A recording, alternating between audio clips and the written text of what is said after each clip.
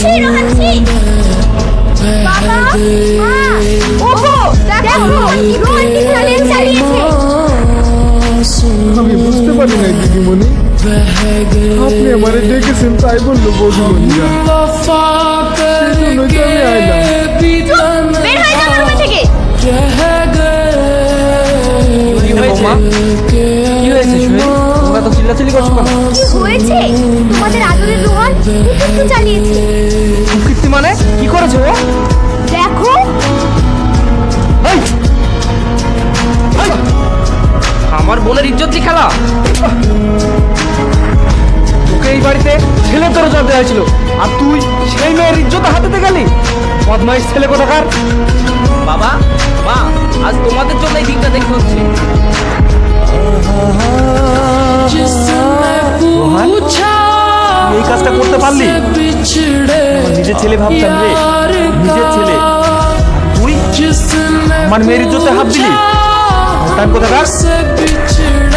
চল, তোকে আজকে এই বাড়ি থেকে বের করে ছাড়বো। চল।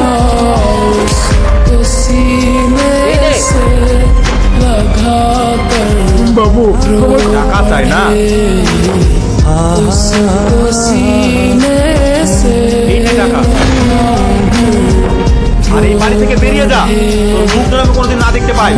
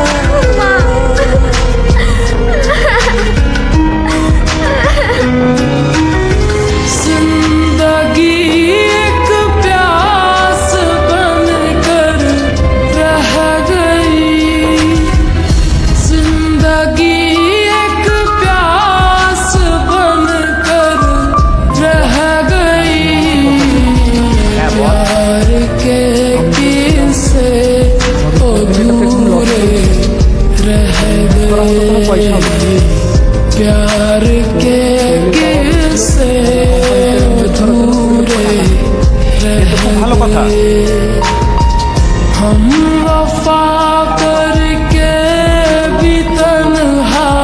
বল। বাবা তো বলছিল কোম্পানিটা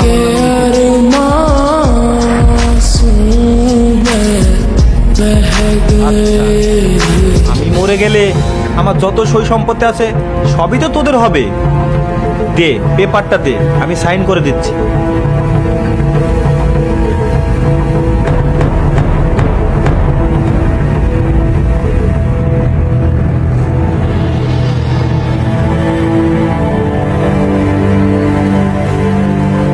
তুমি এখানে শুয়ে আছো আর ওদিকে যে তোমার বাবা তোমার বড় ভাইকে সব জমি জায়গা লিখে দিল। তুমি কি বানের জলে ভেসে এসেছো নাকি? চলো তাড়াতাড়ি গিয়ে তোমার বাবাকে বলো এই বাড়িটা আমাদেরকে দখল করতে হবে।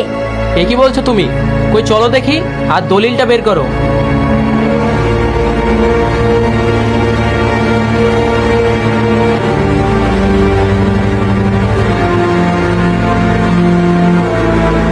বাবা, এ কি শুনছি আমি? তুমি নাকি দাদার নামে কোম্পানিটা লিখে দিয়েছো। তাহলে কি আমি তোমার ছেলে নয়? আমি কি বানের জলে ভেসে এসেছি? আমাকে এই বাড়িটা আমার নামে লিখে দিতে হবে। ও আচ্ছা, পেপারটা দে, আমি এই বাড়ি তোর নামে লিখে দিচ্ছি।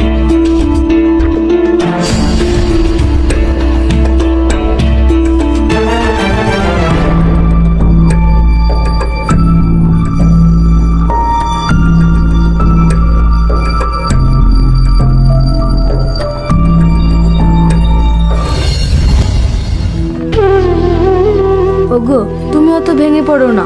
তুমি দেখেছো চিন্তা করতে করতে তোমার শরীরের অবস্থাটা কতটা খারাপ হয়ে গিয়েছে।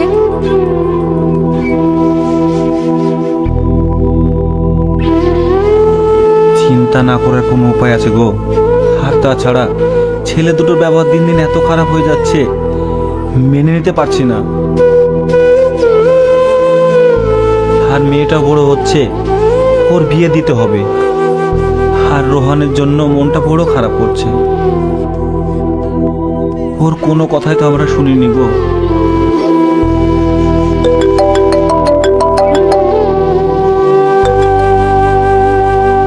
হ্যালো,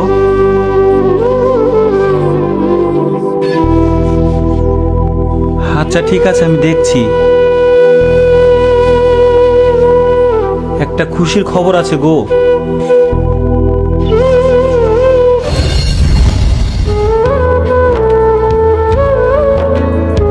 কই রে মানা, মেহফুজ, তানিশা, বাইরে বেরিয়ে আয়, একটা খুশির খবর আছে।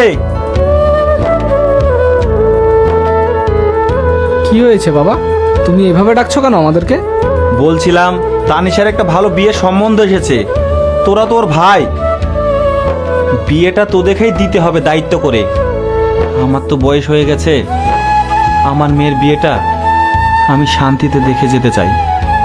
শোনো বাবা, আমার কোম্পানিতে এমনিতে লস চলছে, আমি কোনো টাকা পয়সা দিতে পারবো না। এ কি বলছিস বাবা? হ্যাঁ, শুধু দাদা নয়, আমি ওর বিয়েতে কিছু দিতে পারবো না। কেন? বাবা যত সয় সম্পত্তি ছিল তোমাদের দুজনের নামে লিখে দিয়েছি। এখন আমার বাবা এতগুলো টাকা কোথায় পাবে? আমার বিয়ে তোমাদের দুজনকেই দিতে হবে।